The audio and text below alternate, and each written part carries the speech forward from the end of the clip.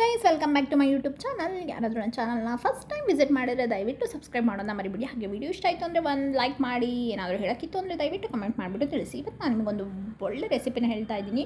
ಇದು ಬ್ರೇಕ್ಫಾಸ್ಟಿಗಾದರೂ ಮಾಡ್ಕೋಬೋದು, ನೀವು ಡಿನ್ನರ್ಗಾದರೂ ಮಾಡ್ಕೋಬೋದು. ಪಾಲಕ್ ಪಲಾವ್ ಮಾಡೋದು ಹೇಗೆ ಅಂತ ಹೇಳ್ತಾ ಇದ್ದೀನಿ. ಇದಕ್ಕಿಲ್ಲಿ ನಾನೇ ಬೆಳೆದಿರುವಂತಹ ಪಾಲಕ್ ನಾನು ತೊಗೊಂಡಿದ್ದೀನಿ. 1 ಕಟ್ ಆಗೋಷ್ಟು ನನಗೆ ಸಿಕ್ಕಿತ್ತು.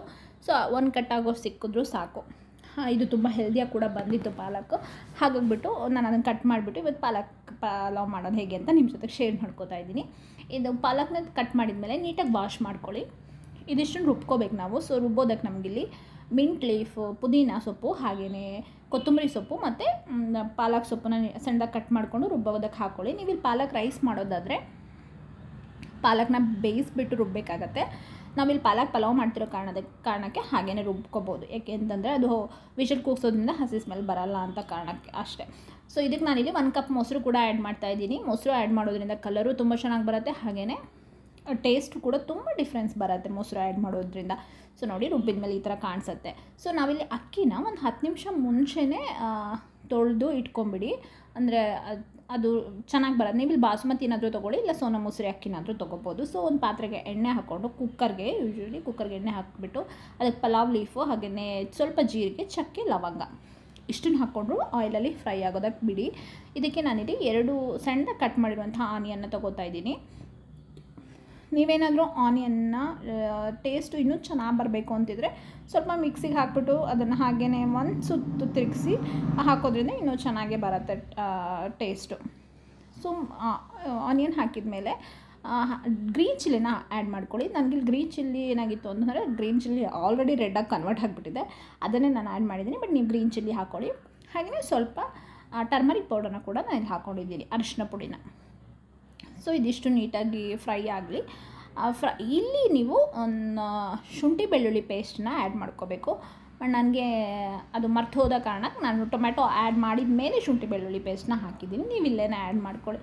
ಇದಕ್ಕೆ ಇಲ್ಲಿ ನಾನು ಕಟ್ ಮಾಡಿರುವಂಥ 2 ಟೊಮೆಟೊನ ಹಾಕಿದ್ದೀನಿ. ಟೊಮೆಟೊ ಸೈಜ್ ಏನಾದರೂ ದೊಡ್ಡದಿತ್ತು ಅಂತಂದರೆ 1 ಸಾಕಾಗತ್ತೆ, ಇಲ್ಲ ಅಂತಂದರೆ 2 ಟೊಮೆಟೊನ ಹಾಕ್ಕೊಂಬಿಟ್ಟು ನಿಮಗೆ ಪಲಾವ್ ಮಾಡೋದಕ್ಕೆ ಎಷ್ಟು ಅಕ್ಕಿ ತೊಗೊಂಡಿದ್ದೀರ ಅನ್ನೋದ್ರ ಮೇಲೆ ಸ್ವಲ್ಪ ಉಪ್ಪು ಹಾಕ್ಕೊಳ್ಳಿ. ಟೇಸ್ಟಿಗೆ ಎಷ್ಟು ಬೇಕಾಗುತ್ತೋ ಅಷ್ಟು ಉಪ್ಪು ಹಾಕ್ಕೊಂಬಿಟ್ಟು ಅದು ಟೊಮೆಟೊ ಆಯಿಲ್ ಜೊತೆಲಿ ಚೆನ್ನಾಗಿ ಫ್ರೈ ಆಗಲಿ. ಈ ಟೈಮಲ್ಲಿ ನೀವು 1 ಸ್ಪೂನಷ್ಟು ಗರಂ ಮಸಾಲ ಕೂಡ ಆ್ಯಡ್ ಮಾಡ್ಕೊಳ್ಳಿ.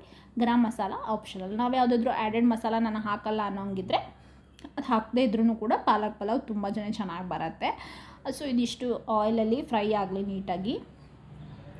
ಇದಕ್ಕೆ ನಾವು ಹಸಿ ಬಟಾಣಿನ ನಾನಿಲ್ಲಿ ತೊಗೊಂಡಿದ್ದೀನಿ. ಸೊ ನೀವೇನಾದರೂ ಬಟಾಣಿ ಕಾಳು ಹಾಕೋದಾದರೆ ಹಿಂದಿನ ದಿನ ನೆನೆಸಿಟ್ಬಿಟ್ಟು ಹಾಕ್ಕೊಳ್ಳಿ. ಇಲ್ಲಿ ಹಸಿ ಬಟಾಣಿ ಆಗಿರೋ ಕಾರಣಕ್ಕೆ ನಾನು ಆಗನೇ ಬಿಡಿಸಿ ಹಾಕೋತಾ ಇದ್ದೀನಿ. ಸೊ ಹಸಿ ಬಟಾಣಿ ಹಾಕ್ಕೊಂಬಿಟ್ಟು ಸ್ವಲ್ಪ ತಿರುಗಿಸಿ ಅಷ್ಟೇ. ಅದಾದಮೇಲೆ ನಾವೇನು ಗ್ರೈಂಡ್ ಮಾಡ್ಕೊಂಡಿದ್ವಲ್ಲ ಆ ಮಿಕ್ಸ್ಚರ್ನು ಕೂಡ ಇದಕ್ಕೆ ಹಾಕ್ಕೋಬೇಕು. ಸೊ ಫ್ರೈ ಅಂತ ಹೇಳಿದೆ, ಸಾರಿ. ಆ ಮಿಕ್ಸ್ಚರ್ನು ಕೂಡ ಇಲ್ಲಿ ಆ್ಯಡ್ ಮಾಡಿಕೊಂಡು ನಾವು ಪಲಾವ್ಗೆ ಎಷ್ಟು ಅಕ್ಕಿ ತೊಗೋತೀವೋ ಅಷ್ಟು ನೀರನ್ನು ಹಾಕ್ಕೊಂಡು ಕುದಿಯೋದಕ್ಕೆ ಬಿಡಿ. ಇದನ್ನು ಕುದ್ಮೇಲೆ ಇದಕ್ಕೆ ಅಕ್ಕಿ ಹಾಕ್ಕೊಂಬಿಟ್ಟು ಮತ್ತೆ ಅಕ್ಕಿ ಹಾಕಿದ ಮೇಲೆ ಕೂಡ ಸಡನ್ನಾಗಿ ಮುಚ್ಚಕ್ಕೆ ಹೋಗಬೇಡಿ. ಒಂದು 1 to 2 ಮಿನಿಟ್ಸ್ ಅಷ್ಟು ಅದು ಕುದೀಲಿ. ಹಾಗೆಯೇ ಓಪನ್ ಇಟ್ಕೊಳ್ಳಿ. ಆನಂತರ ಇದನ್ನು ಕ್ಲೋಸ್ ಮಾಡಿಬಿಡಿ. ಕುಕ್ಕರ್ನ ಕ್ಲೋಸ್ ಮಾಡಿಬಿಟ್ಟು ನೀವು ಅಕ್ಕಿ ತೊಗೊಂಡಿರೋ ಪ್ರಮಾಣದಲ್ಲಿ ಕುಕ್ಕರ್ನ ವಿಷಲ್ ಕೂಗಿಸಿ. ನಾನಿಲ್ಲಿ 2 ಲೋಟ ತೊಗೊಂಡಿದ್ದೆ, ಹಾಗಾಗಿಬಿಟ್ಟು ನಾನು 4 ವಿಷಲ್ನ ಕೂಗಿಸಿದ್ದೀನಿ ಅಷ್ಟೇ. ಸೊ ಒಂದು ಒಳ್ಳೆ ಹೆಲ್ದಿ ರೆಸಿಪಿ ಇದು. ಮಕ್ಕಳಿಗೂ ಇಷ್ಟ ಆಗುತ್ತೆ. ಪಾಲಕ್ ಸೊಪ್ಪು ತಿನ್ನಲ್ಲ ಅನ್ನೋರು ಕೂಡ ತುಂಬ ಇಷ್ಟಪಟ್ಬಿಟ್ಟು ತಿಂತಾರೆ. ಸೊ ವಿಡಿಯೋ ಇಷ್ಟ ಆಗಿದೆ ಅಂತ ಅನ್ಕೊತೀನಿ. ಇಷ್ಟ ಆಗಿದೆ ದಯವಿಟ್ಟು ಲೈಕ್ ಮಾಡಿ. ಸೊ ನಾನು ನೆಕ್ಸ್ಟ್ ಒಂದು ಒಳ್ಳೆ ವೀಡಿಯೋಸ್ ಜೊತೆಗೆ ಮತ್ತೆ ಸಿಗ್ತೀನಿ. ಅಲ್ಲಿವರೆಗೂ ಟೇಕ್ ಕೇರ್ ಆ್ಯಂಡ್ ಬಾಯ್.